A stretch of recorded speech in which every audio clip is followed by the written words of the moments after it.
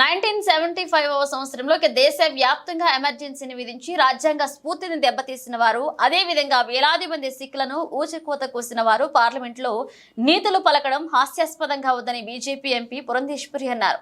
నిన్న పార్లమెంట్లో రాహుల్ గాంధీ మాట్లాడుతూ హిందువులు అందరూ మాట్లాడుతూ హింసకు పాల్పడుతున్నారని అంటూ దేశంలోని హిందువుల మనోభావాలను దెబ్బతీశారని మండిపడ్డారు. కాబట్టి రాహుల్ గాంధీ వెంటనే భారతదేశానికి హైందవ ధర్మాన్ని ఆచరిస్తున్న కోట్లాది మంది హిందువులకు క్షమాపణ చెప్పాలని పురంధేశ్వరి డిమాండ్ చేశారు. 1975వ సంవత్సరంలో దేశవ్యాప్తంగా ఎమర్జెన్సీని విధించి రాజ్యాంగ స్ఫూర్తిని దెబ్బతీసినటువంటి వారు, అదేవిధంగా వేలాది మంది సిక్కుల్ని ఊచకోతకి గురి చేసినటువంటి వారు పార్లమెంట్ లో నీతులు పలకటం అనేది ఇది చాలా హాస్యాస్పదం.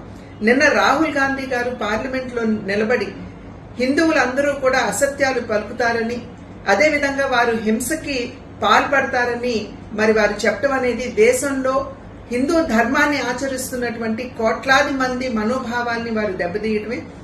కనుక రాహుల్ గాంధీ గారు వెంటనే భారతదేశానికి, అదేవిధంగా హైందవ ధర్మాన్ని ఆచరిస్తున్నటువంటి హిందువులందరికీ కూడా వారు వెంటనే క్షమాపణ చెప్పాలి.